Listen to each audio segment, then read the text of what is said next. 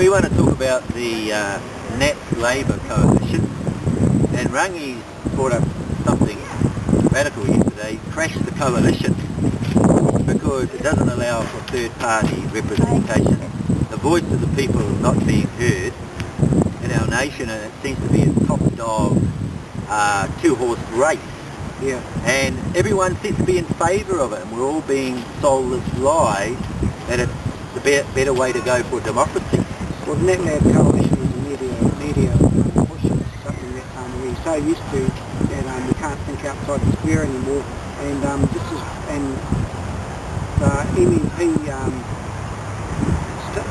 is the best thing for New Zealand at the moment, because it gives people options, and the government doesn't like options. That's why they're bringing up a referendum at election time, hoping that people will vote against MMP. But there's no way I can see the public voting against two choices. Basically, it's almost up to the point where the elections are the only time when we can use our democratic power, and we have two options now under MMP. MMP has been going for a long time now. Yeah. It's really ingrained in society now, and now the politicians don't like it anymore. And some people are saying it's the dog wagging the tail, because they get in on a minority. And I remember my leader was actually saying that you're better off having a two-horse race and letting people representing themselves in their own constituency. And if they get in on their own power and what they represent locally. Traditionally, the two-horse race was always in favour of national. What a lot of people don't know is that thousands of people that voted against the electoral finance bill under the Labour Party, Labour government in the last term, they managed to take it away. But this is what proves that there really is a national Labour coalition, and one of the strongest points of it is this electoral finance bill, where National took it away. That they've brought it back again. They brought it back again last summer when everyone was on holiday. I've been asking around. People don't understand this.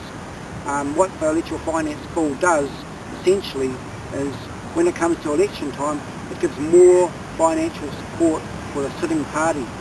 This is what Labour tried to do to keep themselves in, and everyone caught on to it. People who have never protested in their life protested.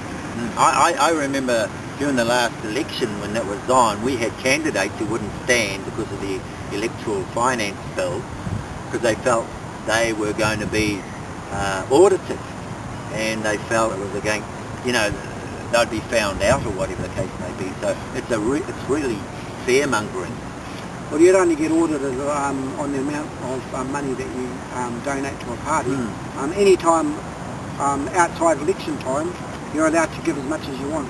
Yeah. It's only during election time that your finances are counted, how much you give to a party. But I was remembering also too that we stood against Helen and the Funny Girls with all this social engineering and bringing in the lesbian perspective of life, the two mummies and the two daddies. And there was the Brethren conspiracy. And something was found out about Helen Clark's husband or whatever.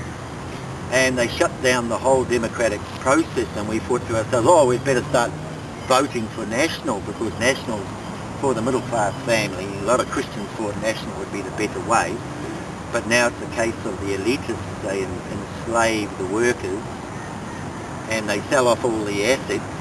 And of course it's a two-horse race by the blue and the reds, and ultimately they're the same on any one policy. So we've basically got to go back to third-party representation, have an alternative, otherwise we're going to be hoodwinked by this coalition. Well, there are things like the anti-smoking bill that John Key, Prime Minister of the National Party, held hands with the Socialists, which made them basically, all their agendas are the same.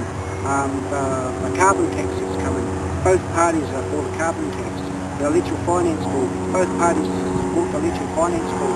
There's no difference between the major policies of both parties. So where's the real parties who represent true democracy? Where's the real parties who want to see true change in the people of the country that are supporting the ruling elite? And that's why the rich and the poor are not even acknowledged. And that's why we've got to keep MEP, so people have an option for third-party representation and help crash this coalition No, it would Crash the coalition. It would be a fearful thing if 50 years' time we've still got this two-horse party race going on, National and Labour. Yeah. I mean, that would be...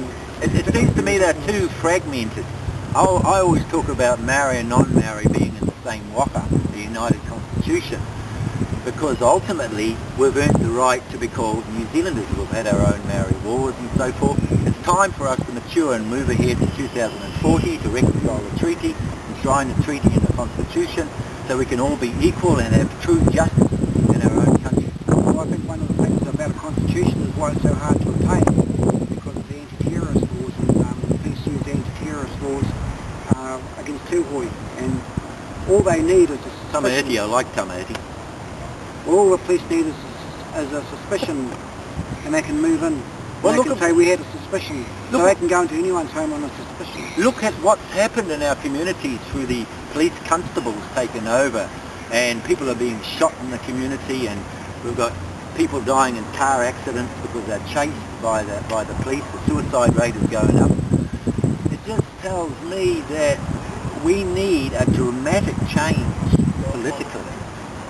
We need democratic processes to represent the voice of the people. Maybe the people are seeing this. They're seeing a need to come against this coalition. Yeah, they need their to. agenda because we need revolution. Well, why would the government be trying to get rid of MNP? You need to rise up now. Crash the coalition. Why are you scared of MNP, Labour and National? Yeah. That's the biggest question. Why are they scared of MNP? And we need the groups to come together. The groups that represent true democracy in this country.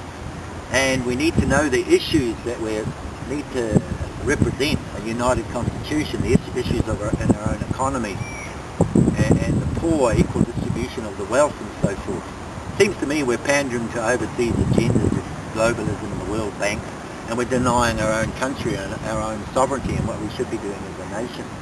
Let's get the lobby groups going. Let's get a revolution going in this country. Crash the coalition.